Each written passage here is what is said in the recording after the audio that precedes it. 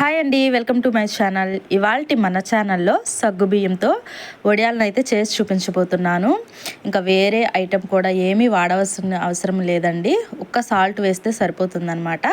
ఇక్కడ నేను చూపించే కప్పుతోటి 1 కప్పు దాకా సగ్గుబియ్యాన్ని అయితే తీసుకుని ఆ తర్వాత 2 కప్పుల దాకా వాటర్ తీసుకుని ఇందులోకి వేసి కరెక్ట్గా 2 గంటల దాకా మూత పెట్టేసేసి పక్కన పెట్టుకున్నానండి. ఇక్కడ చూపిస్తున్నాను చూడండి. ఒక 2 గంటల తర్వాత చక్కగా మంచిగా ఇవి నాని పెద్ద సైజులోకి వచ్చి ఈ విధంగా ఉన్నాయన్నమాట. ఇలా పట్టుకుని నలిపి కూడా చూపిస్తున్నాను చూడండి. చక్కగా స్మూత్గా నలిగిపోయి ఉందన్నమాట.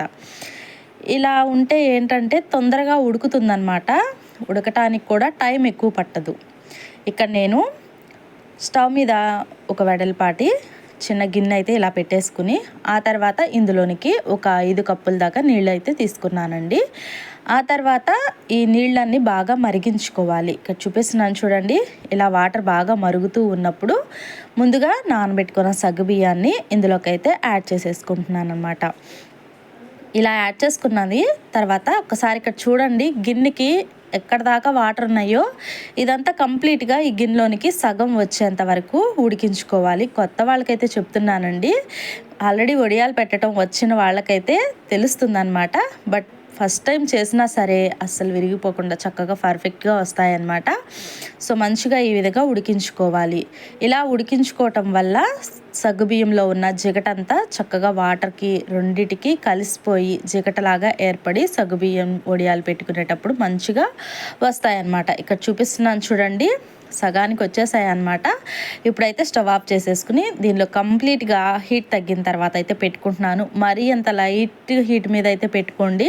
నాలాగా మొత్తం దీనిలో హీట్ మొత్తం తగ్గిపోయినాక పెట్టుకుంటే ఏంటంటే గట్టిపడిపోతుంది అనమాట ఈ సగ్గుబియ్యం. ఇలా కాకుండా కొంచెం లైట్ హీట్ మీద ఉన్నప్పుడు అయితే పెట్టుకోండి.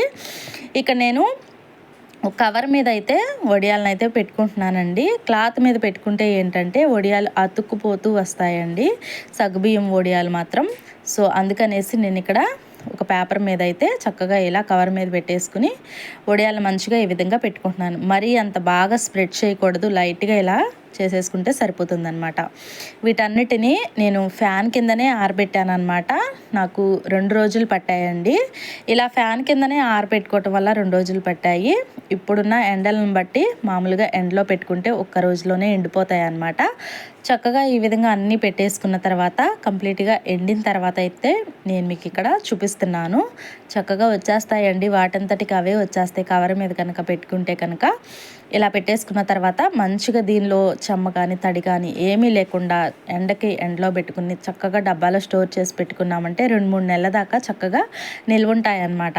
సో ఇక్కడ నేను డీప్ ఫ్రై కూడా చేసి చూపిస్తున్నాను చూడండి.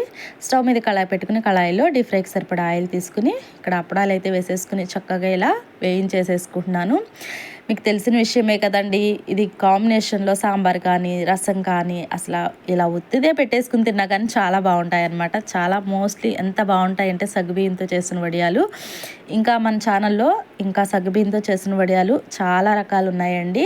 ఇంట్రెస్ట్ ఉంటే కనుక ఒకసారి అయితే చెక్ చేయండి, చాలా టేస్ట్గా కూడా ఉన్నాయన్నమాట. ఇక్కడ నేను సాల్ట్ వేసేది స్కిప్ అయిందనమాట, అది మిస్ అయ్యింది. సో మీరు మాత్రం లాస్ట్లో ఫైనల్లో దించిన తర్వాత ఒక 1/2 టేబుల్ స్పూన్ దాకా సాల్ట్ అయితే వేసేసుకుని మిక్స్ చేసుకుని చక్కగా వడియాలు పెట్టేసుకోవటమేనండి. చూసారు కదా ఎంత మంచిగా ఎంత క్రిస్పీగా వచ్చాయో. పర్ఫెక్ట్గా వచ్చేసేస్తే ఫస్ట్ టైం చేసేవాళ్ళు కూడా ఈజీగా చేసేస్తారనమాట. అంత బాగుంటాయి. తింటుంటే నోట్లో అలా పెట్టుకోగానే చక్కగా చప్పరిస్తే చాలండి అలా కరిగిపోతాయి, అంత బాగున్నాయి. మీరు కూడా డెఫినెట్లీగా ఒకసారి ట్రై చేసి ఎలా కుదిరిందో కామెంట్ సెక్షన్లో కామెంట్ చేయండి. మరి మీకు వీడియో నచ్చిందని అనుకుంటున్నాను. నచ్చితే కనుక లైక్ చేయండి, షేర్ చేయండి. కొత్త వాళ్ళు కనుక చూస్తుంటే తప్పకుండా మన ఛానల్ని సబ్స్క్రైబ్ చేసుకోండి. Thank you for watching. Have a nice day.